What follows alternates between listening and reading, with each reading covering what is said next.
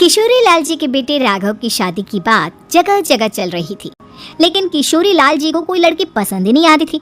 और उसकी एक ही वजह थी, किशोरी लाल जी का लालची होना। उनको लड़की वालों से मोटा दहेज चाहिए था और इसी चक्कर में एक दिन वो एक बहुत पैसे वाले के घर अपने बेटे का रिश्ता लेकर पहुंचे। उस आदमी का नाम था ओम प्रकाश। देखिए किशोरी लाल जी, मेरी एक ही बेटी है और मेरी सारी संपत्ति जायदाद सब कुछ मेरी बेटी नैना का ही है। पापा, नाम से लगता है बहुत खूबसूरत होगी। कितना अच्छा नाम है ना, नैना। ओ वैसे बात तो सही है आपकी। अब इतना पैसा है, ज़मीन जायदाद है, इकलौती बेटी, आप भी क्या करेंगे? सब कुछ उसे ही देंगे ना। बिल्कुल ठीक पहचाना आपने। बस बेटी की शादी और सारी जायदाद उसके नाम। पापा, बिना देखे हाँ कर दीजिए ना। इतना अच्छा रिश्ता फिर कहाँ मिलेगा? माला माल हो जाएंगे हम। मैं अपनी बेटी को बुलाता हूँ। अरे नहीं नहीं नहीं नहीं, आपकी बेटी का नाम नैना है, सुनकर ही लगता है बहुत सुंदर होगी। रहने दीजिए अंकल, मैं तो आपकी बेटी के नाम से ही इतना खुश हो गया हूँ कि उसे बिना देखे शादी करने को तैयार हूँ। अब तो मैं उसका चेहरा सीधे शादी के बाद ही देखूंगा। और इस तरह राघव नैना का चेहरा नहीं देखता और उससे शादी कर लेता है। शादी के बाद अपनी सुहाग रात पर जब राघव नैना का घूंघट उठाकर देखता है तो नैना की आंखें बंद थी। कितनी खूबसूरत हो तुम नैना, जरा अपनी आंखें खोलकर मेरी तरफ देखो तो सही। नहीं, मुझे शर्म आती है।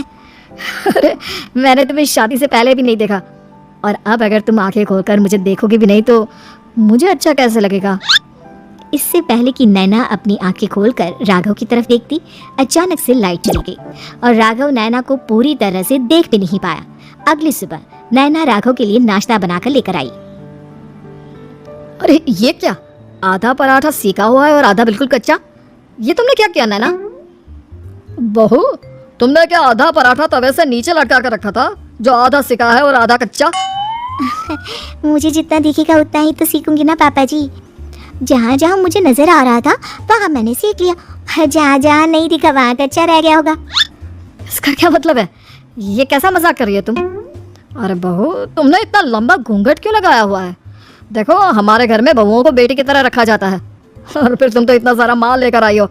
देखो, ये घूंघट डाल कर रखने की कोई जरूरत नहीं है। हाँ नैना, पापा जी ठीक कह रहे हैं, तुम तो आराम से रहो, अपना ही घर समझो। नैना अचानक से अपना घूंघट उठा लेती है। अरे ये क्या पापा, नैना की तो एक आंख फूटी हुई है। नाम से नैना, लेकिन ये तो कानी बहू निकली। मेरे साथ धोखा हुआ है, धोखा। बिना दिखाए अपनी कानी लड़की मेरे संग ब्याह दी। मुझे कानी बीवी नहीं चाहिए। मुझे अभी ओम प्रकाश जी से बात करनी पड़ेगी। आखिर उन्होंने मेरे साथ ऐसा किया क्यों? अरे आप लोगों ने ही तो पापा से कहा था कि आप लोग शादी से पहले मुझे देखना नहीं चाहते। अब मेरे पापा पर क्यों इल्जाम लगा रहे हैं? अरे लेकिन उन्हें बताना तो चाहिए था ना कि तुम कहानी हो, एक आंख से तुम्हें दिखाई नहीं देता। किशोरी लाल और राघव नाराज होकर ओम प्रकाश को अपने घर बुलाते हैं। पापा जी, ये आपने क्या किया? शादी से पहले बताया क्यों नहीं कि नैना की आंखों में परेशानी है? अरे आप ही ने तो लड़की देखने से मना कर दिया था। और लेकिन आप बता तो सकते थे। आपको तो हमारी बेटी की प्रॉपर्टी चाहिए थी, वो भी पूरी की पूरी। अब क्या हुआ अगर उसे आधा दिखाई देता है? प्रॉपर्टी तो आपको पूरी मिल गई ना। अरे ये क्या बात हुई? मेरी शादी प्रॉपर्टी से नहीं, आपकी बेटी से हुई है। अब ये तो पहले सोचना चाहिए था, तब तो मेरी प्रॉपर्टी देखकर तुम्हारी जुबान लप लपा रही थी। लेकिन मैं कानी लड़की को अपनी बीवी बनाकर नहीं रख सकता। पापा कुछ करिए ना आप। हाँ करता हूँ। देखिए ओम प्रकाश जी, आप हमारे साथ ऐसा नहीं कर सकते। और तुम देखो, अगर तुमने मेरी बेटी से शादी तोड़ी ना, तो जो भी प्रॉपर्टी मैंने तुम्हें दी है वो तो पूरी की पूरी वापस ले ही लूंगा, और आधी प्रॉपर्टी तुम्हारी भी लूंगा। अरे मेरी आधी प्रॉपर्टी भला क्यों लेंगे आप? इसलिए क्योंकि मेरी बेटी को आधा नजर आता है और उसकी नजर अभी तक तुम्हारी आधी जायदाद पर ही पड़ी है। अब तुम उसे घर से निकालोगे तो कुछ तो लेकर जाएगी ना। और अगर हम आपकी बेटी को अपने घर की बहू बनाकर रखें तो? तो तुम्हारी पूरी प्रॉपर्टी तुम्हारी ही रहेगी, और जो मैंने तुम्हें दिया है ना, उसमें से बस मैं आधा लेकर जाऊंगा। अरे लेकिन अब आप अपनी दी हुई प्रॉपर्टी में से आधी वापस क्यों लेकर जाएंगे? अगर मैं आपकी बेटी को अपनी पत्नी बनाकर रखने को तैयार हूँ तो? इसलिए ताकि भविष्य में अगर तुम मेरी बेटी को धोखा दो तो उसके पास कुछ तो रहे जो पति का हो, वैसे मेरे पास तो बहुत कुछ है, लेकिन अपने पति की कोई निशानी तो उसके पास होनी चाहिए ना। अब अगर तुमने मेरी बेटी को कानी कहा तो तुम्हें प्रॉपर्टी भी कानी ही मिलेगी, पूरी नहीं। जमाए राजा। किशोरी लाल और राघव समझ चुके थे कि वो बुरी तरह फंस चुके हैं और अब उनके पास वहां से निकलने का कोई चारा नहीं है। अब समझ में आया ना, लालच बुरी बला होती है। एक तो तुम्हें प्रॉपर्टी मिली, ऊपर से बीवी मिली, उसमें तुम्हें नखरे भी दिखाने हैं। आए बड़ी, चुपचाप बैठो तुम। कुछ दिनों के बाद नैना राघव की कार लेकर बाजार घूमने निकलती है और जब कार लेकर वापस आती है, ये क्या, एक तरफ से मेरी गाड़ी पूरी खराब हो चुकी है। लगता है तुमने मेरी गाड़ी को किसी दूसरी गाड़ी के साथ एक्सीडेंट किया है।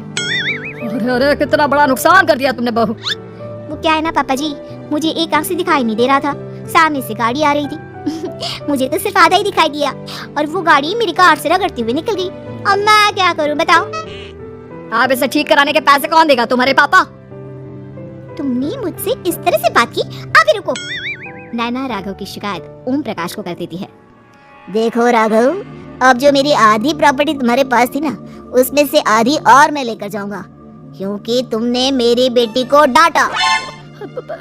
अरे नहीं नहीं पापा जी, गलती हो गई, माफ कर दो। गलती की तो कोई गुंजाइश ही नहीं। अगली बार मेरी बेटी को डांटा तो बची हुई आधी में से आधी और ले जाऊंगा। लालच के चक्कर में हम दोनों ने बहुत बड़ी गलती कर दी बेटा। एक तो तुम्हें कानी बहू मिली और ऊपर से जो माल मिला वो भी काना। इस तरह राघव की हर एक गलती पर ओम प्रकाश उसकी प्रॉपर्टी का आधा आधा हिस्सा लेकर अपना सारा माल वापस ले गया और राघव को कानी भीरी से काम चलाना पड़ा।